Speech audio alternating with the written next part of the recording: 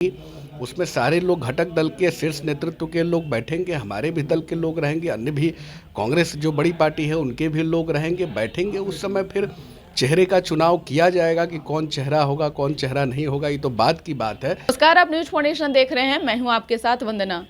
बीते दिन इंडिया गठबंधन की बैठक समाप्त हुई। हालांकि जो फलाफल निकलना चाहिए था वो वैसा कुछ नहीं इस गठबंधन में जो है सामने बात निकल करके आई है।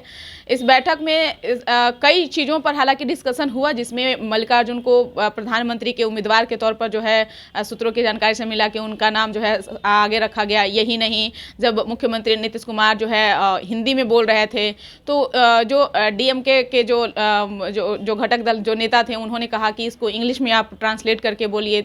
कई चीज़ें हालांकि बातें हुई, लेकिन संयोजक के तौर पे नीतीश कुमार को नहीं बनाया गया। इस विषय पर हमारे साथ बात करने के लिए हैं सारा निर्वाचन क्षेत्र से पूर्व प्रत्याशी आनंद पुष्कर जी।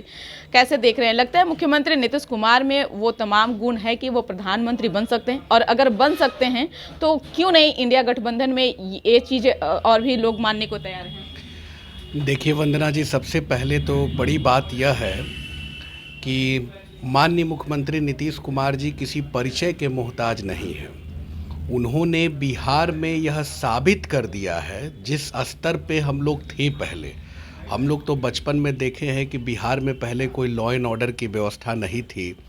हिंसात्मक कार्य यहाँ बिहार में हुआ करते थे। कोई आदमी बैठ के शांतिपूर्वक तरीके से अपनी बातों को रख नहीं सकता था। हिंसात्मक बातें होती थी, बहुत तरह की बातें थी। ना बिजली की व्यवस्था थी, ना सड़क की व्यवस्था थी, ना विद्यालय थे, ना शिक्षक थे, किसी तरह की व्यवस्था नहीं थी।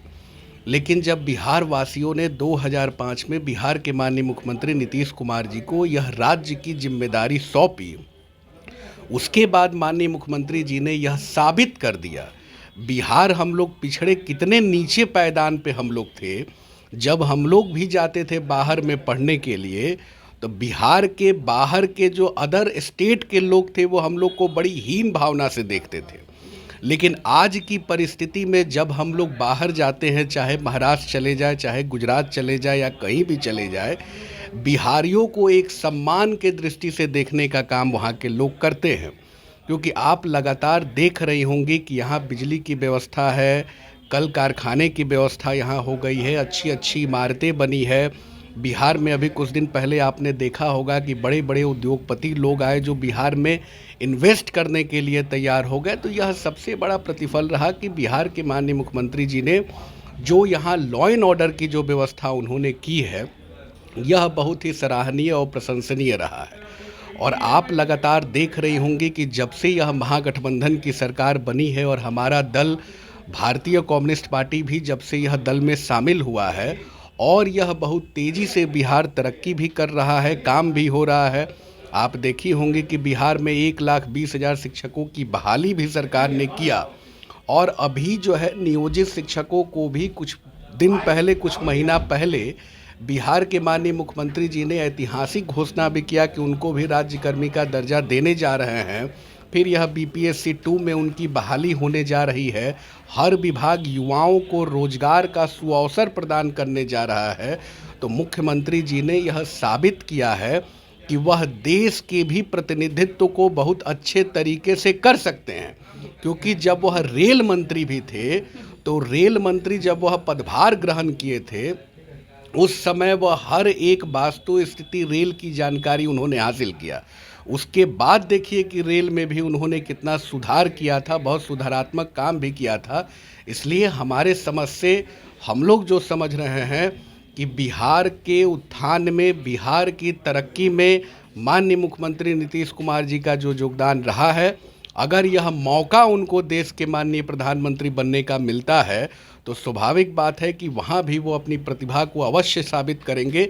यह हम लोग को पूर्ण विश्वास है। लेकिन आखिर क्यों नहीं बात और भी लोग मानने को तैयार हैं? अगर आप कह रहे हैं कि मुख्यमंत्री में वो सारा गुण है, वो सक्षम है, लेकिन फिर भी और भी लोग नहीं मानने को तैयार हैं। अब चर्चाएं ये चल रही है कि अब तीसरे फ्रंट की तैयारी चल रही है, तो लगता है कि अब ये इंडिया गठबंधन से भी निकल कर के कोई एक और भी गठबंधन बन सकता है। देखिए, सबसे बड़ी बात है कि एक और हम लोग देखें कि विपक्ष के सारे घटक दलों को अगर किसी ने एक मंच पे लाया है तो बिहार के माननीय मुख्यमंत्री नीतीश कुमार जी हैं। उन्होंने पटना में एक बैठक आयोजित की थी। उस बैठक में सारे घटक दल के नेता भी आए थे। अभी तो गठबंधन की एक समीकरण इंडिया गठबंधन का बन रहा है कि हम लोग किस तरीके से चुनाव को लड़े, एक एक सीट पे हम लोग किस तरह से बात करें, वहाँ पे कैसे प्रतिनिधियों का, प्रत्याशियों का चुनाव किया जाए। तो अभी तो मुख्य मुद्दा यह है, मुख्य मुद्दा अभी किसी का चेहरा नहीं है। मुख्य मुद्दा यही है कि हम लोग का जो उम्मीदवार का सिलेक्शन हो वह बेहतर उम्मीदवार का सिलेक्शन हो, और इस देश में जिन जिन बातों की आवश्यकता है उन कमियों को हम लोग पूरा करें, ना कि धर्म के नाम पे, जात के नाम पे, संप्रदाय के नाम पे यहाँ जो वोट की बात होती है उस तरह की बात नहीं होनी चाहिए।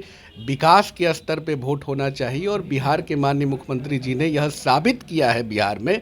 इसलिए हम लोग के समझ से जो इंडिया अलायंस जो बन रहा है, जो लोकसभा का आगामी चुनाव होने वाला है, प्रत्याशियों के चयन के लिए आपने देखा होगा कि सब लोग बने हैं, किन किन लोगों को यह दायित्व दिया गया है। 1-to-1 सीट शेयरिंग की बात होगी, फिर आगे और भी अलायंस की बैठक होगी ही।